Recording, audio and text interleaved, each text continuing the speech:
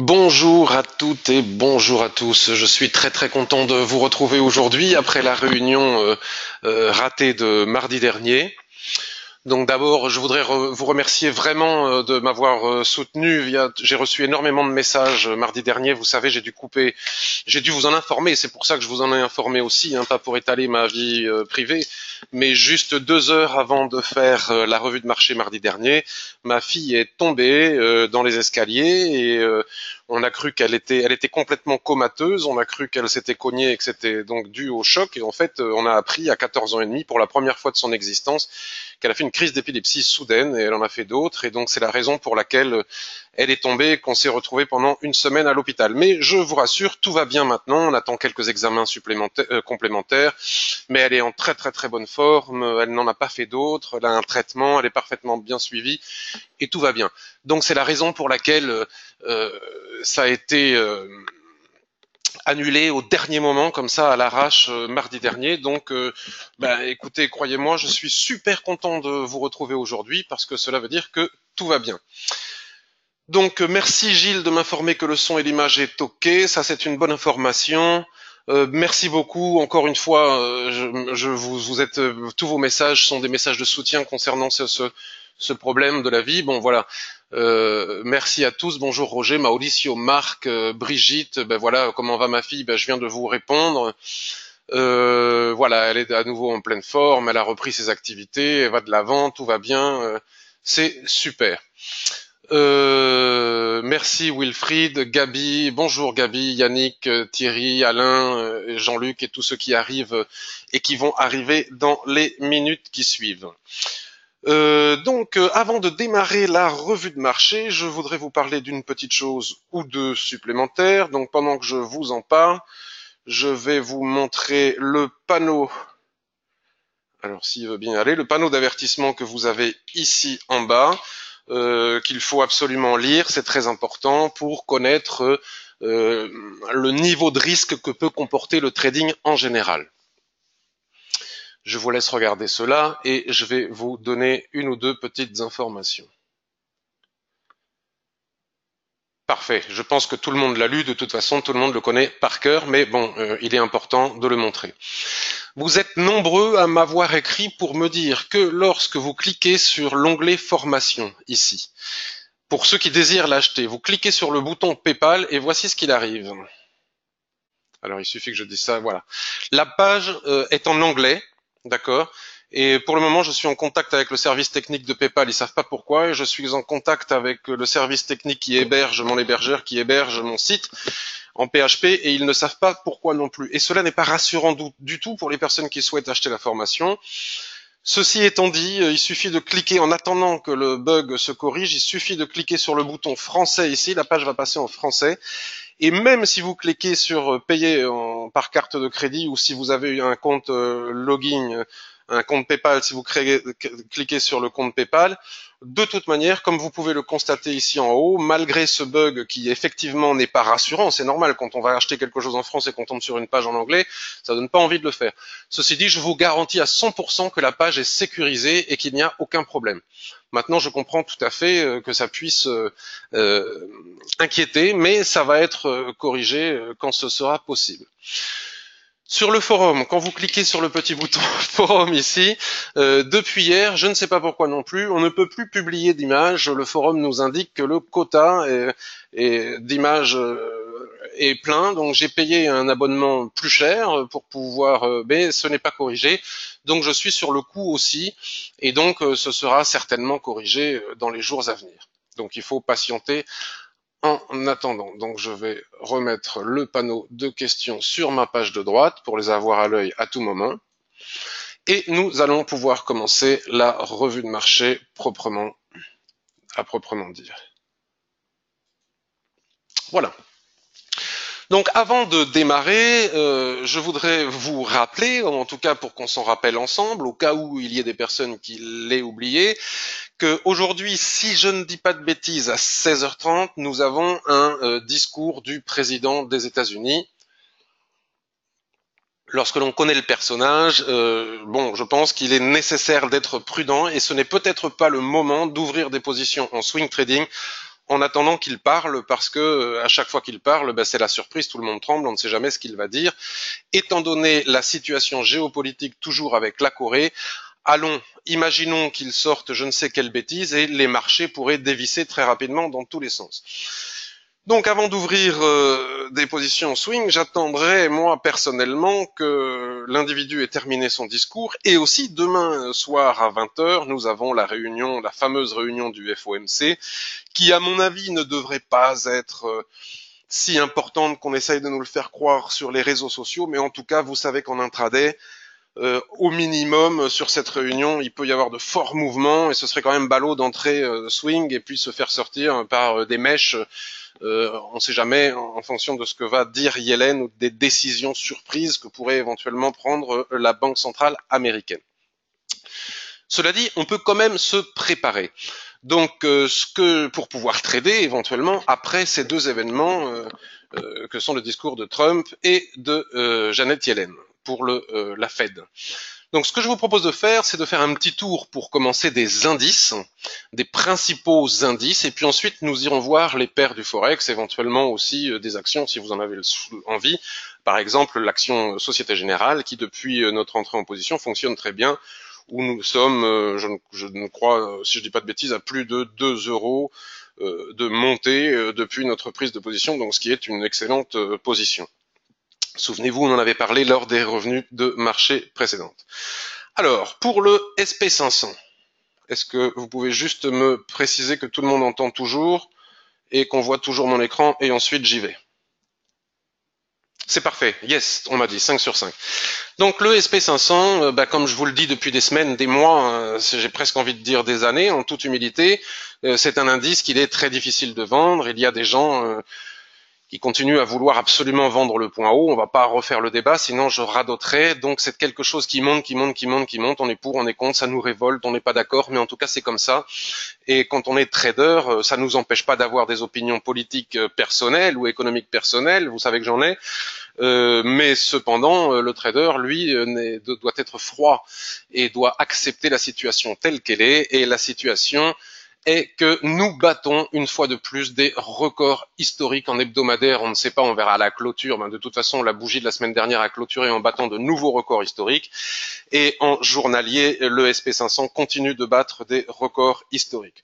Donc là, je suis sur un graphique hebdomadaire pour essayer de voir comment est-ce qu'éventuellement il serait possible de prendre position avec cette tendance, en sachant que si vous avez un broker CFD qui propose des stops garantis, c'est quand même beaucoup mieux, puisque comme je le dis à chaque fois et je le répète, l'élastique est extrêmement tendu et on ne sait jamais ce qui peut se passer à tout moment.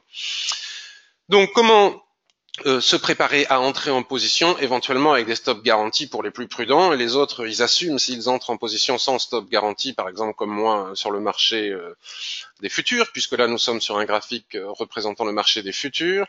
Vous savez que lorsque nous sommes sur des plus hauts historiques, nous n'avons pas de repère Ishimoku, puisque le trader qui utilise Ishimoku en tant que système d'analyse technique s'appuie sur les lignes de l'Ishimoku qu'il trouve à gauche de l'écran, historique des anciens plus hauts, etc., ou à droite de l'écran en s'appuyant sur les SSB, etc.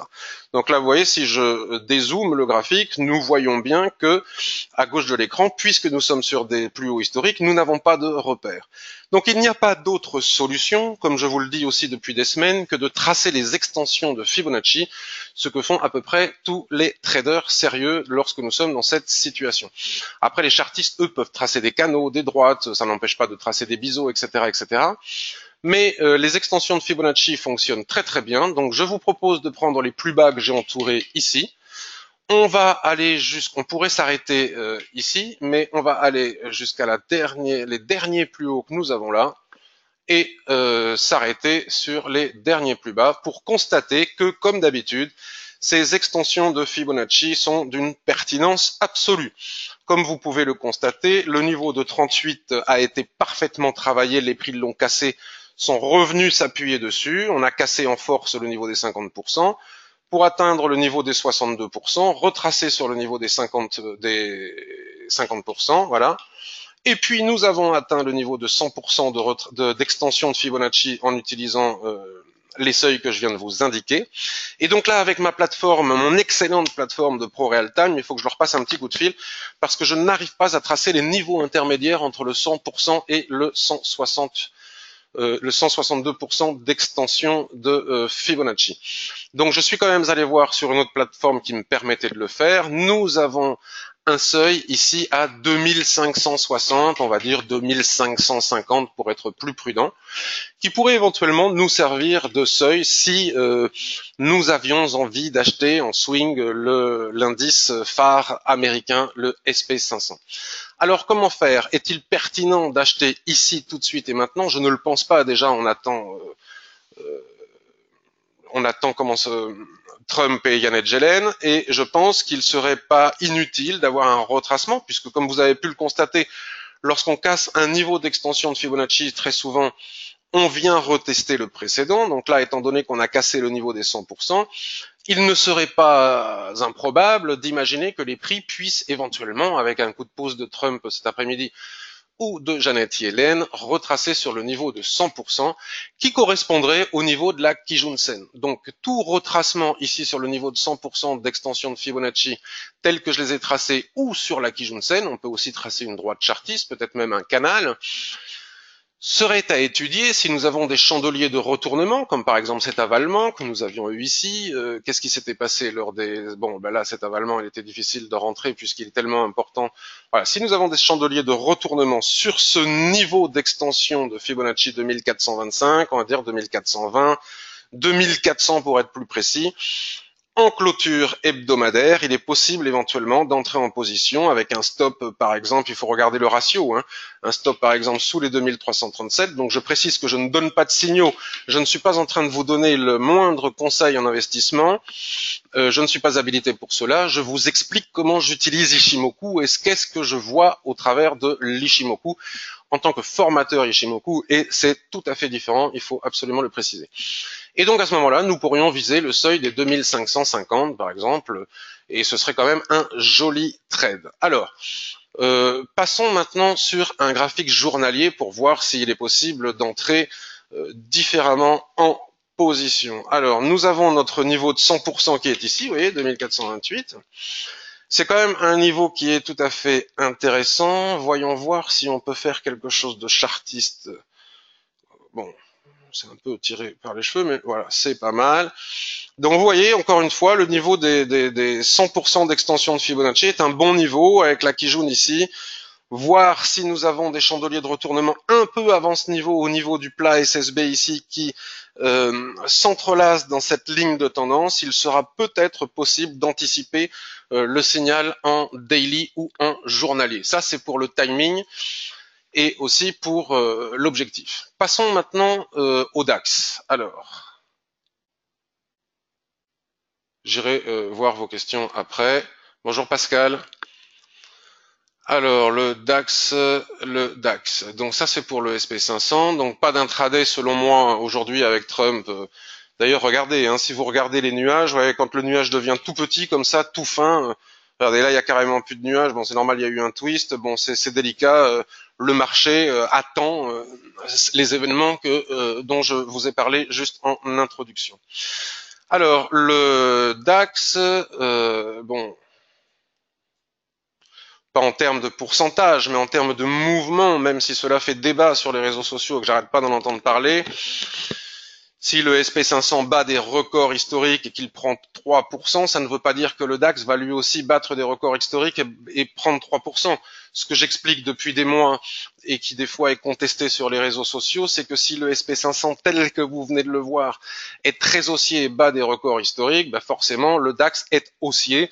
Ça ne veut pas dire que la corrélation est égale en pourcentage, c'est une question de mouvement. Si le mouvement sur le SP500 est haussier, le mouvement sur le DAX que l'on peut attendre est très généralement, sauf exception quand il y a des événements typiques de l'Europe ou des États-Unis, le mouvement, le momentum est corrélé.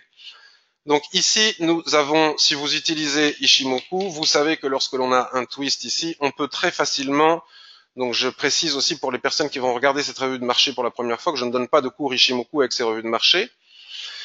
Pour cela, il y a la formation dont je vous ai parlé au début, éventuellement le forum, etc. Quand nous avons un twist ici, il est aisé de pouvoir tracer un rectangle qui va déterminer un très probable range. Donc, même si nous n'avons pas encore eu plusieurs points de contact en haut, on peut, grâce à l'Ishimoku, et ça marche très bien, déterminer un probable range. Donc, il n'est pas impossible que les prix, alors encore une fois, cet après-midi, avec Trump, par exemple, nous pourrions aller chercher le haut du range ici. Ce serait délicat d'entrer en position, quoi qu'il arrive, en haut de ce range, avec Trump cet après-midi, puisque nous avons Jeannette le lendemain. Donc l'idéal serait que les prix stagnent un petit peu ici, là où ils le sont, pendant jusqu'à demain soir. Bon, je rêve encore un petit peu. Et si nous avons des chandeliers de retournement en haut de range, comme nous pouvons le voir ici, doji, doji, avalement, il peut y avoir tout type de chandelier de retournement avec un soulèvement, c'est-à-dire une mèche haute et une clôture des prix à l'intérieur du range. J'envisagerais peut-être de vendre pour aller chercher l'équilibre du range ici, voire les niveaux qui sont ici, par exemple les 12 000 points, les 12 100 points. En cas de cassure, c'est plus délicat parce que à ce moment-là, nous devons basculer. Je vais vous montrer comment est-ce que j'ai tracé cette ligne en haut. Si nous basculons, sur un graphique hebdomadaire, on constate que les plus hauts ici se trouvent à 12 835. Je parle des plus hauts au niveau des clôtures, pas au niveau des mèches. C'est les clôtures qui m'intéressent. Donc, il est très difficile d'envisager d'aller beaucoup plus haut tant qu'on n'a pas cassé cette résistance. Donc, si on revient sur le graphique journalier, nous voyons que la cassure des 12 630 pourrait engendrer les 12 800. Je suis caché par mon logiciel, mais enfin, vous tracerez comme moi les plus hauts. Les 12 800 et des poussières qui sont ici. Donc, rentrer en cassure journalière, tout dépend du chandelier, puis vu l'état de surachat qu'il y a ici, moi je rentrerai pas, j'attendrai à ce moment-là un pullback sur les unités de temps inférieures, par exemple sur un throwback, on doit dire dans ces cas-là, par exemple sur le H4, on va aller regarder ce que ça donne sur le H4, donc on retrouve le range que nous avons tracé, vous voyez, donc la cassure 12 650 pour aller chercher 12 800, on va dire, il y a presque 200 points, 150 points, donc en fonction du niveau de cassure, si la Tenkan-sen est très proche du haut du range, que l'écart n'est pas trop exagéré entre la Tenkan-sen et la Kijun, on peut rentrer sur cassure à condition qu'on ait une cassure qui se fasse vraiment près du range. Mais il serait quand même beaucoup plus intéressant d'entrer sur cassure, d'attendre un throwback et à ce moment-là d'aller chercher les points qui sont en haut. Mais ce n'est pas le plan que je vais privilégier. Le plan que je vais privilégier, ce serait un repli du SP500 et donc dans ce cas-là, des chandeliers de retournement sur le haut du range daily ici du DAX pour entrer en position à la vente de façon tout à fait momentanée, sachant que c'est très très très haussier, juste pour trader le range. Voilà pour le DAX. Donc je ne vous donne pas d'analyse, je ne vous fais pas d'analyse, excusez-moi, je reviens.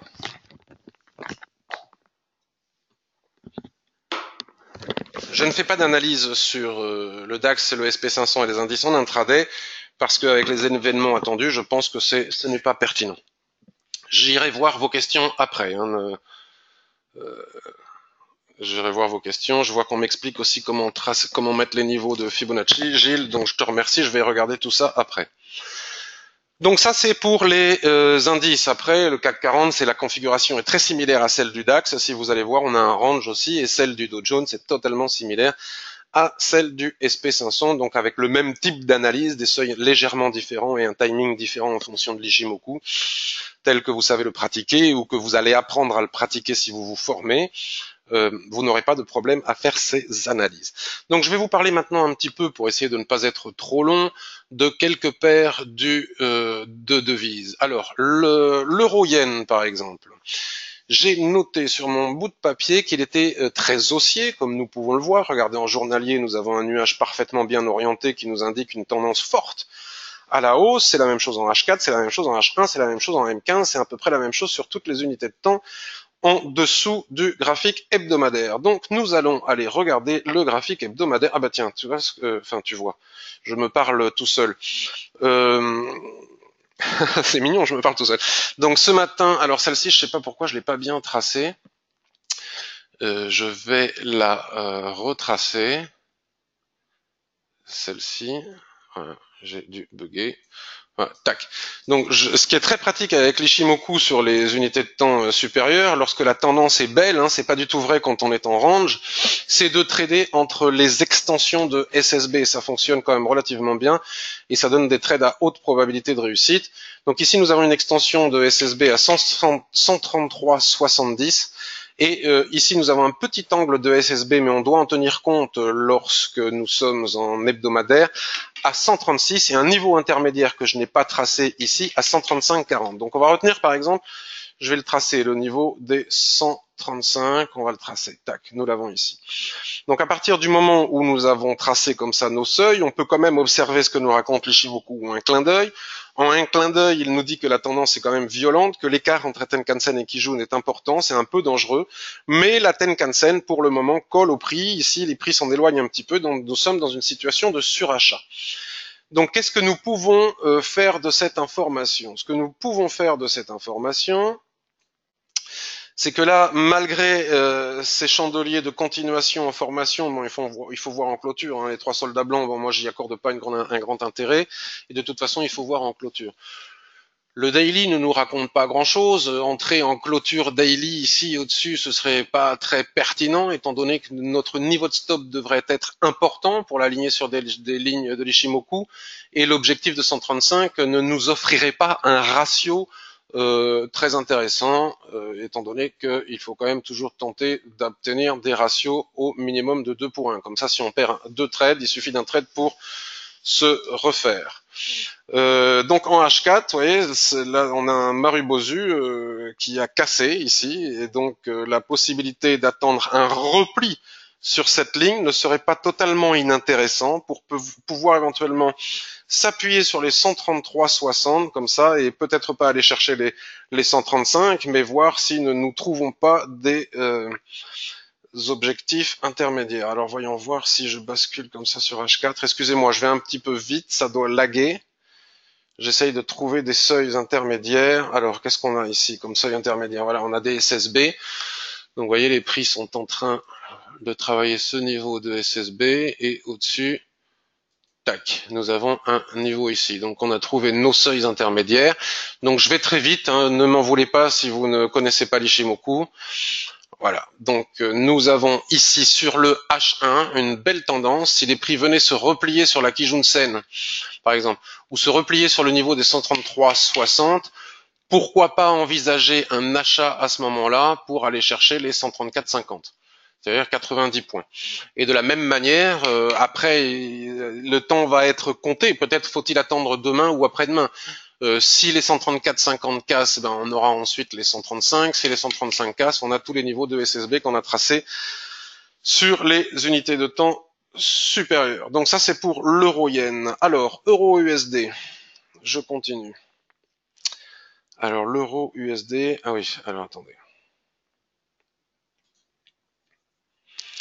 L'euro-USD, alors l'euro-USD me pose problème parce que je continue depuis des semaines et des semaines à chercher comment entrer pour aller chercher les 1,25, mais je n'arrive toujours pas à le faire, puisque si on bascule sur un graphique hebdomadaire, hein, donc vous savez, si vous avez suivi mes précédentes revues de marché, que suite à la cassure de ce range qui a duré plusieurs années, selon moi la tendance est extrêmement haussière, mais elle est presque trop haussière. Donc on a des seuils, vous voyez, encore une fois, de SSB.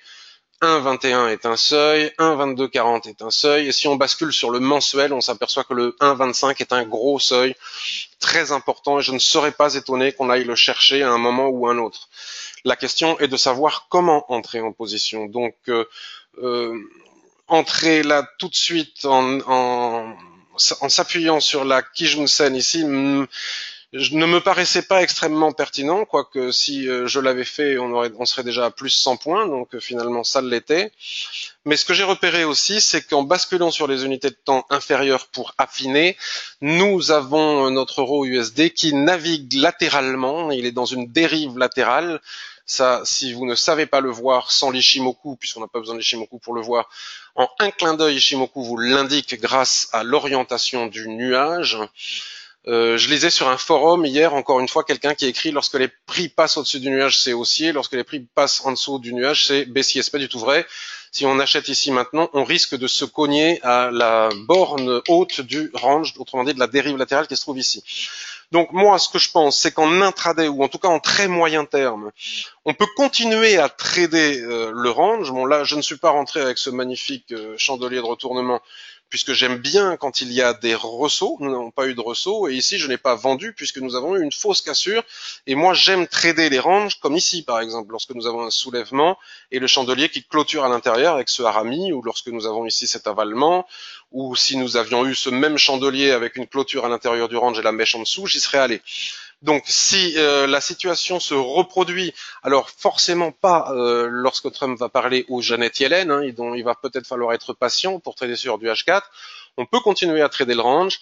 Par contre, si le range casse à la hausse, après throwback sur les bornes, la borne haute du range, voire sur la Kijun-sen qui va remonter, qui va se situer quelque part par là, à ce moment-là, j'envisagerais peut-être enfin d'acheter pour viser les 1,25 à moyen terme en swing trading. Voilà mon analyse pour l'euro USD. Ça, c'est en cas de cassure du range. Sinon, en cas de rejet au-dessus de la borne haute, je vendrais pour aller chercher, la zone d'équilibre du range, le bas du range. Et à ce moment-là, le bas du range pourrait aussi nous offrir une nouvelle opportunité d'achat. Donc, ce sont deux plans différents. Un plan de tendance et un plan de trading range. GBP Yen. Alors le GBP Yen, il est en total surachat, hein, donc il faut faire quand même très attention. Il est à fond. Je ne sais pas ce qui s'est passé, comme j'ai pas suivi la semaine dernière.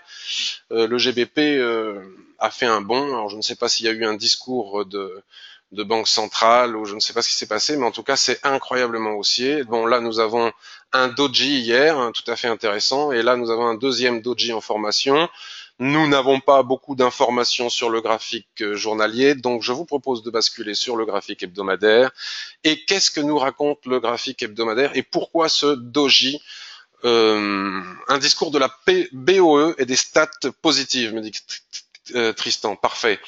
Alors, qu'est-ce que nous raconte le doji et pourquoi il se forme là où il se forme? Eh bien, écoutez, c'est pas compliqué. Regardez, ici, nous avons un changement de polarité. Voilà, nous avions ici un support qui est devenu maintenant résistance, et juste au-dessus, nous avons des seuils d'Ishimoku. Donc, suite à cette incroyable poussée hebdomadaire, nous avons une situation de surachat, c'est-à-dire que les prix sont loin de la Tenkan-sen, et nous avons ici donc un rejet, pour le moins au minimum provisoire, on va dire. Voilà. Bon. Quand on trace sur l'hebdomadaire, hein, il suffit qu'on ait mal tracé pour qu'il y ait 50 points de différence entre ce qu'on a tracé sur l'hebdomadaire et le daily. De là à vendre à contre la tendance, moi ça ne me paraît pas extrêmement intéressant. Donc j'attendrai de voir pour voir s'il n'y a pas la possibilité d'acheter un peu plus tard. Mais vous le savez, donc je ne vais pas m'y attarder. Le GBP depuis le Brexit, c'est pas ma tasse de thé, puisqu'il se passe justement ce que vous venez de me raconter, discours de la BOE dans un sens, discours de Theresa May dans un autre sens, et puis tout peut arriver avec la paire GBP qui est extrêmement volatile par rapport au discours politique. Donc dans ces cas-là, j'essaye d'éviter. Je préférerais aller regarder par exemple l'USD Yen. Donc l'USD Yen, on va prendre un graphique journalier. Sur l'USD Yen, comme je l'indique depuis un bon moment, bon là nous avons eu une fausse cassure, mais ça c'est un niveau de l'Ishimoku, les 107 là, les 107, vous irez voir sur le graphique mensuel, c'est une extension de SSB importante sur le graphique mensuel, donc il n'est pas étonnant que nous ayons eu cette fausse cassure journalière, c'est-à-dire que les traders Ishimoku, malgré cette cassure, ne sont pas entrés à la vente parce qu'ils savaient que nous avions un seuil extrêmement important que nous dessinait l'Ishimoku sur le mensuel et que nous observons depuis des années maintenant. Donc si on vend en sachant qu'on a un tel seuil sur le mensuel, nous n'avons pas une forte probabilité de réussite, donc on n'entre pas en position. Cet avalement est magnifique, bon, il aurait pu justifier un achat pour viser la zone d'équilibre du range, vous voyez, ça aurait bien marché, bon je l'ai pas fait, je ne sais pas pourquoi. Je ne suis pas un robot, certainement, j'ai des émotions, et malgré ce que je vois, des fois je ne fais pas ce que je vois. Et donc là, pour moi, c'est très clair, nous sommes en train de batailler sur la zone d'équilibre du range. Vu le surachat, il ne serait pas étonnant que nous entrions dans un range intermédiaire sur les unités de temps inférieures que nous pourrions à ce moment-là trader, ce serait assez intéressant. Et en tout cas, mon plan est clair, c'est la cassure des 112. On va aller voir sur l'hebdomadaire après. La cassure des 112 me ferait entrer en position après throwback pour aller chercher les 114. Donc évidemment, ça c'est contraire à ce que je raconte sur l'euro USD, c'est-à-dire que j'ai un plan à 1,25 sur l'euro USD, je ne peux pas être acheteur de l'euro USD et au même moment de l'USD yen, c'est totalement contradictoire. Donc il faudrait à ce moment-là que l'euro USD se replie sous la borne du range que nous avons vu tout à l'heure pour pouvoir trader l'USD yen à l'achat. Si l'USD-yen se replie, la probabilité de voir le range euro-USD H4 que je vous montrais tout à l'heure cassé est très important. Vous voyez, nous pouvons observer avec l'extension de SSB qui est ici, aligné à un plat Kijun, et puis même si nous n'avions pas Ishimoku, rien qu'en regardant les prix, vous voyez là tout cet alignement de résistance, Kijun ici, plat SSA ici, nous pouvons observer que le niveau des 112 est un niveau important au niveau des prix, au niveau de l'Ishimoku. Donc si le niveau des 112 casse, il y a de l'espace jusqu'à cette trendline, vous voyez. Et le niveau des 114 se trouve ici. Donc je ne vois pas ce qui pourrait empêcher les prix d'aller chercher les 114. Voilà pourquoi je viserai les 114 en cas de cassure des 112, bien évidemment après throwback. Il faudra trouver le timing. Après, la question, la difficulté, c'est d'avoir le bon timing, mais Ishimoku nous aide à avoir un bon timing en basculant sur les unités de temps inférieures. Ce que je ne peux pas développer ici, mais ça donne des pistes. Le NZD-Yen, donc qu'est-ce que j'ai vu sur le NZD, c'est difficile à dire, NZD, le dollar néo-zélandais face au yen.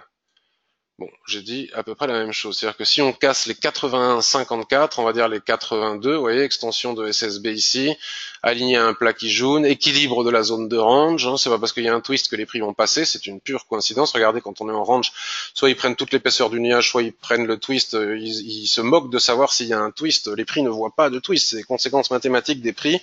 Donc quand on est en range, on vend en haut, on achète en bas, et puis ça passe par où ça passe, peu importe si c'est un twist ou pas. Donc au-dessus des 82 points, nous pourrions éventuellement viser les écoutez, les 82, 80, ça pourrait être assez intéressant en intraday. Ah oui, ce que j'ai vu aussi sur le NZD yen, parce que c'est pas mal aussi si on a des... Ah, et sur le GBP yen aussi. Là, pour le moment, je parle un petit peu swing trading, mais nous avons peut-être des opportunités de intraday. Regardez ce range sur le graphique M15 en haut à gauche de mon écran. Il est quand même relativement mignon dans le sens où il nous offre 80-81, 80-51, il nous offre 70 points. C'est pas mal un range qui nous offre 70 points. Donc en cas de chandelier de retournement ici en haut, je pourrais envisager de viser l'équilibre du range, le bas du range, ou en tout cas le support qui se trouve ici. En attendant d'en savoir plus, en attendant de pouvoir trader en swing, il y a un plan intraday ici avec le trading range. Donc le trading range, ça ne marche pas à tous les coups, mais ça offre des ratios très intéressants. Tiens, mais ça, je l'ai observé ce matin. Et à peine je l'ai observé ce matin que nous avons déjà atteint le seuil. Donc il va falloir bien évidemment observer s'il n'y a pas des statistiques concernant la livre sterling. Et regardez, nous avons eu ici, on peut pas dire ici que nous ayons un chandelier de retournement, puisque le harami en Forex, il est différent que celui des actions. Hein. Ça, c'est un harami Forex. Mais demande confirmation. J'aurais préféré une couverture en nuage noir, mais regardez, on a le vendre en haut et viser le bas. On a les gens qui ont vendu ici à 7h30 à 151,50 sont déjà à 100 points de gain. Donc, une fois que nous aurons observé les statistiques sur le GBP, je crois qu'il y en a à 10h30 ou à 14h30. Si nous avons un chandelier de retournement ici en bas du range, pourquoi pas acheter pour aller reviser le haut. Donc NZD, GBP Yen, il y a des plans intraday. Je vais jeter un œil maintenant sur le NZD USD. Après, je bois un petit peu d'eau et je viens. Alors, NZD USD, qu'est-ce que je... Alors, sans doute que j'ai observé cette situation. Donc, ce range, on va l'enlever. Hop. Vous voyez, en H1, ici, nous avons aussi un joli range qui pourrait être tradable. Bon, à voir. C'est pas... J'ai pas grand-chose d'autre à dire sur le NZD USD. Donc si je récapitule, après je viens à vos questions. Sur le SP500, les extensions de Fibonacci, le repli sur la Kijun hebdomadaire ou sur le bas du possible canal ici pour aller chercher les extensions de Fibonacci suivantes. Le DAX, donc en cas après Jeannette, si nous avons ici des chandeliers de retournement, pourquoi pas vendre pour... je ne donne pas de conseils, hein, c'est ce que j'envisage de faire moi. j'envisagerais éventuellement de vendre pour aller chercher la zone d'équilibre, le bas du range. En cas de cassure, c'est un petit peu plus délicat parce qu'on a moins d'espace, il faut trader sur des espaces plus courts, par exemple le H4, le H1, les prix s'ils se replient ici sur la ligne de l'Ishimoku des unités de temps inférieures, aller chercher les derniers plus hauts hebdomadaires aux alentours des 12 800 points. L'euro-yen, un petit récap sur l'euro-yen. L'euro-yen, trader entre, tiens regardez, vous voyez, comme les lignes de l'Ishimoku sont pertinentes, on a tracé ces lignes, je ne sais plus où, sur l'hebdomadaire, etc. Regardez comme c'est bataillé. Donc trader entre les extensions de SSB en obtenant un bon timing des SSB hebdomadaires, pardon, en obtenant un bon timing en naviguant sur les unités de temps inférieures. L'euro USD, je continue à viser les 1,25. Je ne suis pas entré sur la Kijun ici, je ne sais pas pourquoi, parce qu'il y a des résistances en haut, sans doute sur l'hebdomadaire, juste à côté, qui me gênent. Possibilité de trader le range. Si le range casse par le haut après trop bas, c'est une possibilité éventuellement que j'envisagerais pour aller chercher les 1,25. Si, au contraire, après les événements Trump-Janet Yellen, les prix venaient à faire un ressaut ici, j'envisagerais à ce moment-là d'acheter ici pour viser de la même manière, l'équilibre du range, le haut, et les 1,25 si on casse par le haut. GBP Yen, il est où? Alors attendez, je le cherche. Où est-ce que je l'ai mis? GBP Yen, le voilà. Donc GBP Yen, là je suis sur le 4 heures. Je me rappelle plus ce que j'ai dit, qu'on était en surachat, voilà, et qu'il fallait certainement attendre que nous avions ah oui, un seuil très important si on bascule sur le daily, si nous avons des doji, parce que nous sommes sous un seuil très important tracé sur le graphique hebdomadaire. En attendant, il n'est pas impossible de trader le range sur du 15 minutes en dehors des périodes de statistiques. NZD Yen, exactement la même chose, trading range en dehors des statistiques. NZD USD, je sais plus, j'avais marqué quelque chose que j'ai oublié. Bon, j'ai vu qu'il y avait un range en H1, comme je vous ai montré, et l'USD Yen pour terminer. En cas de cassure des 112 après les événements que l'on attend, après trop bas pour aller chercher les 114. Voilà. Mais pour cela, ne pas rentrer en même temps à l'achat sur l'euro USD, ce qui serait tout à fait impertinent.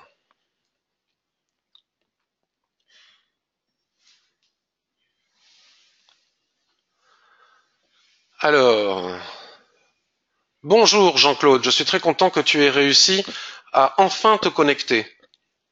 Si vous avez des questions, eh bien écoutez, je suis tout oui.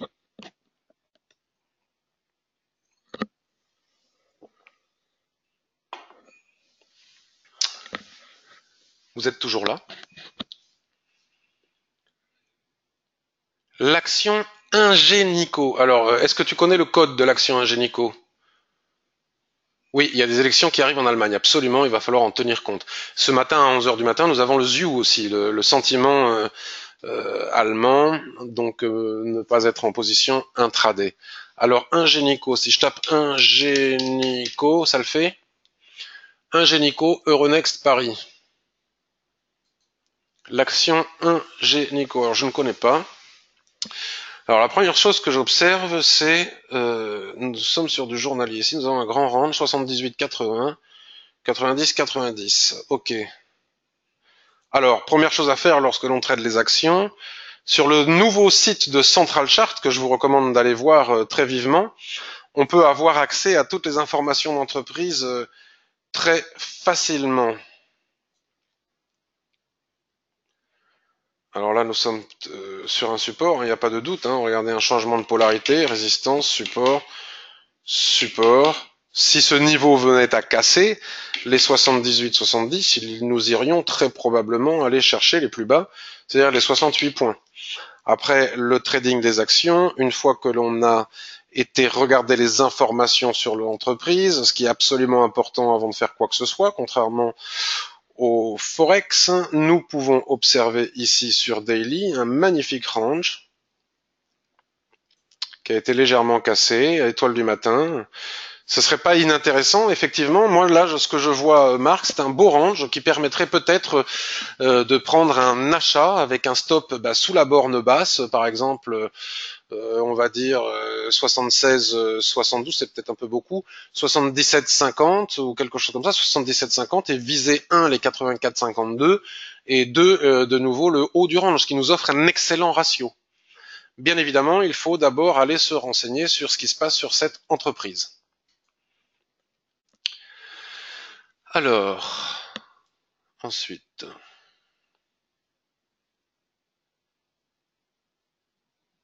Christian, pour l'interrogation, le code. Je n'ai pas compris.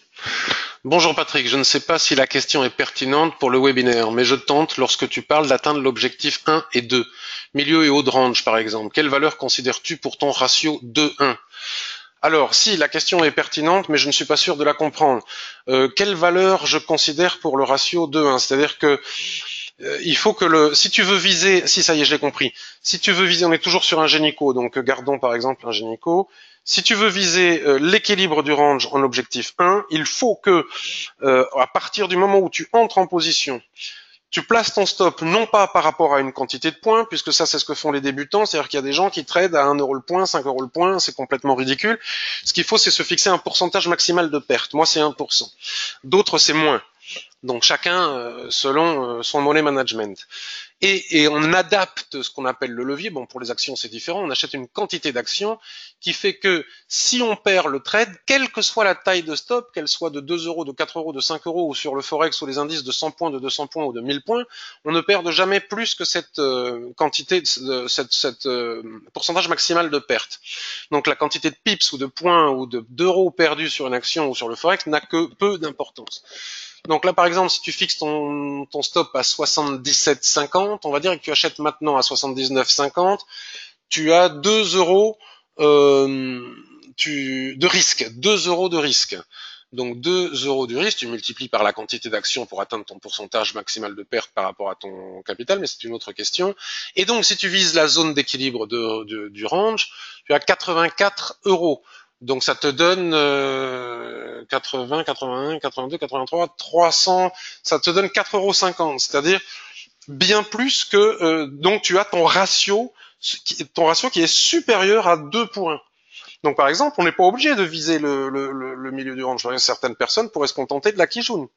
Donc si on vise la Kijun ici, il faut s'assurer que le ratio entre le stop et l'entrée en position et l'objectif est au minimum de 2 pour 1.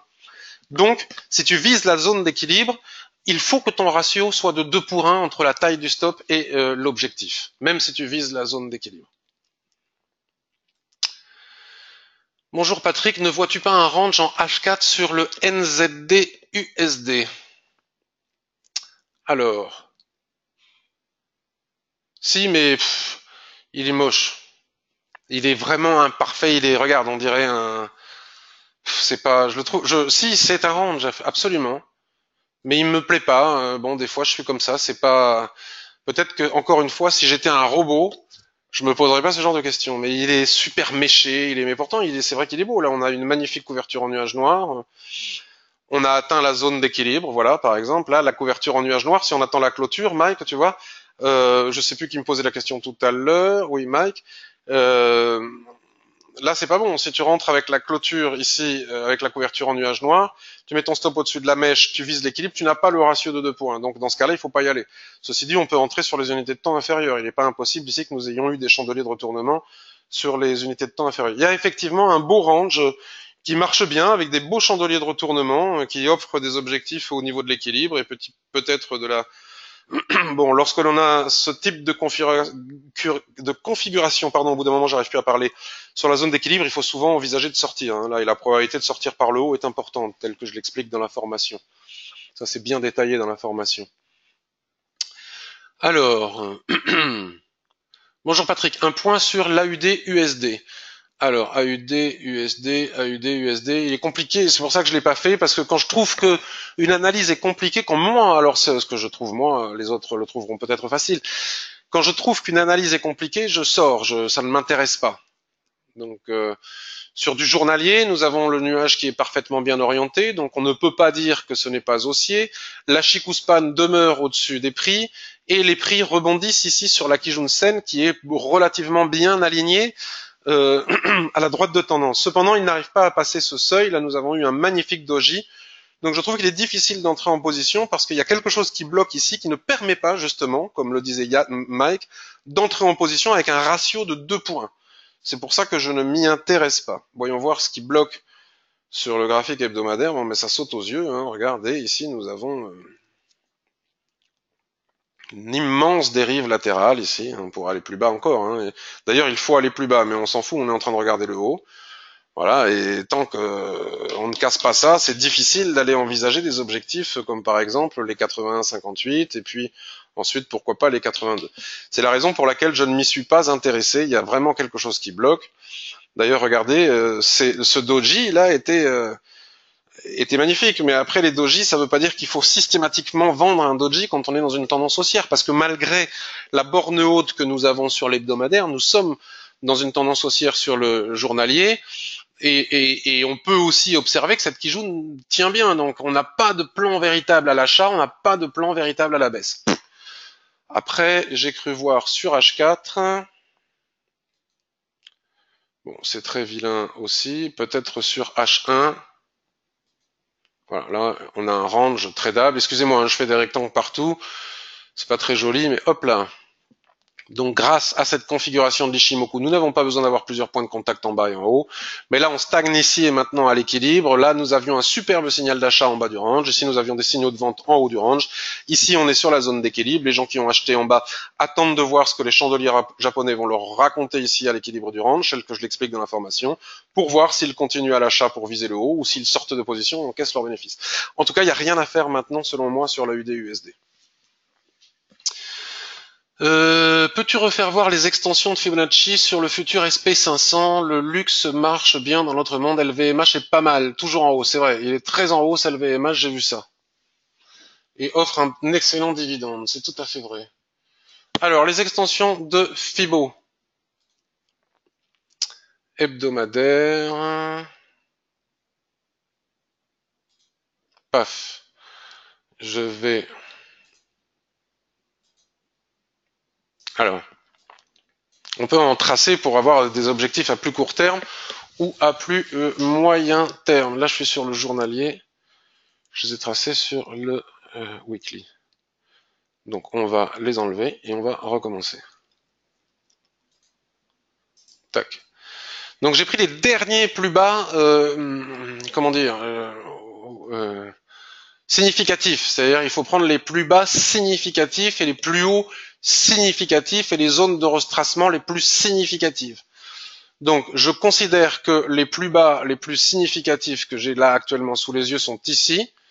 Donc là, bon, il y a peut-être un petit décalage. Je vais chercher les plus hauts que je considère être les plus significatifs, c'est-à-dire ici.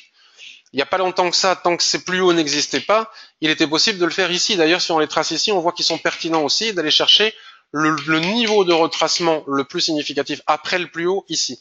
Donc là, maintenant que nous avons ces nouveaux plus hauts, je vais les chercher ici. Et je redescends chercher le niveau de retracement le plus significatif. Et j'ai mes niveaux d'extension de Fibonacci. Je vérifie s'ils sont pertinents. S'ils ne le sont pas, c'est que je les ai mal tracés. Donc ici, on voit qu'ils sont parfaitement pertinents. Merci pour cette intervention, Génico. Marc, je reste à l'achat au SRD comme prévu. C'est super, Ishimoku, dit Christian. Ben, j'en suis bien content. Bonjour, Sam. Bonjour, Patrick. Premier direct pour moi. J'attends le cours sur les chandeliers avec impatience. J'y travaille, mais j'ai pris du retard. Où en est-on avec CMC Market, plateforme et stop garantie? Ah bah, CMC Market, ils ont leur plateforme HTML5 qui fonctionne bien. Vous savez que je suis partenaire de ProRealTime. Je ne reçois aucune commission sur les trades des gens qui s'abonnent chez ProRealTime.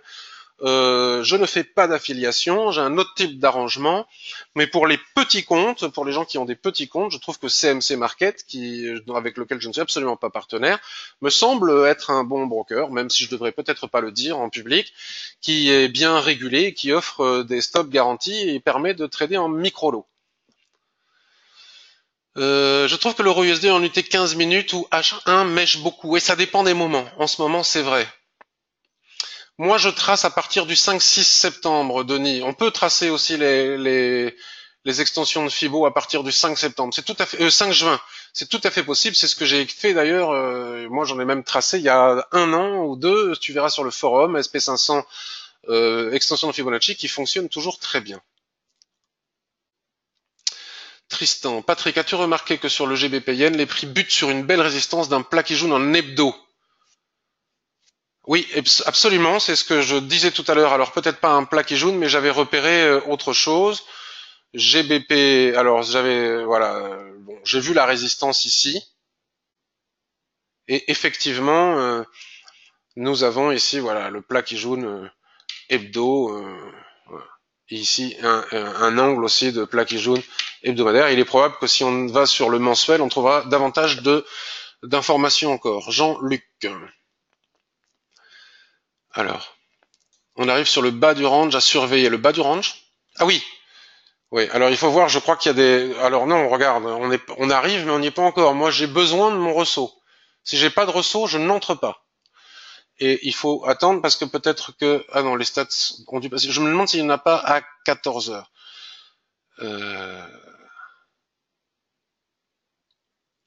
Voilà, Marc, j'ai répondu. Quand tu traces les fibos, je prends les mèches, absolument. Je prends tout à fait les mèches quand je trace les fibos, Pascal. Sam, l'unité de temps supérieure prime toujours sur l'unité de temps inférieure. Pour les ressauts sous la ligne d'un range, quelle unité faut-il regarder sur les bougies? Alors, donc ça c'est aussi ce que j'explique. C'est un chapitre extrêmement important de la formation. Hein, c'est pas pour vous vendre la formation, mais j'ai pas le temps de former les gens avec ces revues de marché.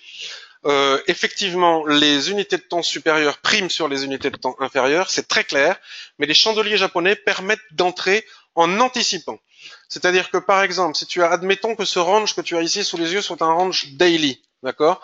Donc, si tu attends un ressaut et un chandelier de retournement en daily, la difficulté c'est que le chandelier de retournement, admettons un avalement, peut très bien clôturer ici, et si tu entres ici, tu n'as plus le ratio pour entrer en position.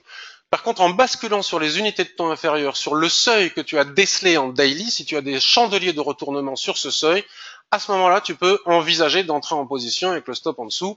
Et si en clôture daily, les prix ont cassé en dessous, bon, mais même si on n'a pas atteint le stop, il faut sortir. Ce que j'explique en détail, vraiment très détaillé, en vidéo, longtemps, et c'est un chapitre extrêmement important de la formation. Alors Gérard, j'ai lu un article disant que statistiquement le marché entrait dans une phase haussière de fin octobre à début mai. Aucune idée, j'ai jamais, c'est possible, mais je n'accorde pas d'importance à ce genre de choses. Je regarde les graphiques et qu'on soit en mai ou qu'on soit en octobre, c'est possible. Hein, je ne sais pas répondre à cette question. C'est tout à fait possible. Mais en tout cas, je ne m'appuie pas sur cette statistique, je m'appuie vraiment sur les graphiques. Alors LVMH.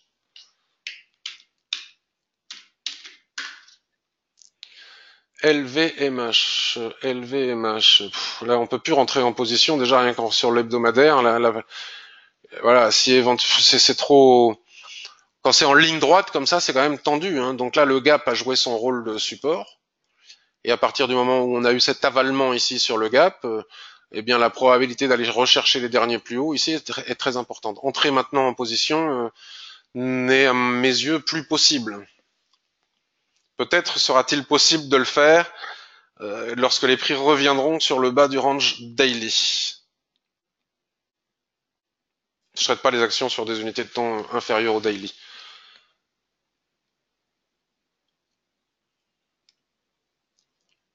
C'est une vieille histoire, me dit Thierry. Je reviens à nouveau avec les ranges. J'en vois un sur le GBP NZD en H1. Alors GBP NZD, c'est une paire que je déteste parce que c'est extrêmement GBP NZD extrêmement difficile de placer les stops parce que c'est une paire qui fait ce que l'on appelle des mèches assassines. C'est-à-dire que la taille des mèches, même sur des unités de temps courtes, représente souvent plus de 50 ou 70 pips. C'est difficile d'obtenir de bons ratios. Oui, c'est un range effectivement sur le H1, tu as tout à fait raison. Alors après, H4. 15 minutes aussi, mais on n'a toujours pas eu le... Voilà, donc voilà, l'anticipation. Là, par exemple, tu peux attendre un ressaut. Bon, je ne traite pas cette paire et je ne sais pas s'il faut rentrer là maintenant sur le GBP NZD, mais tu peux attendre un ressaut sur le H1, mais tu peux aussi anticiper en entrant sur le M15. Bon, il vaut mieux anticiper du H1 pour le H4 ou du H4 sur le daily, mais c'est tout à fait possible. La tendance est haussière sur le H4 ici, et nous sommes en surachat total sur le daily.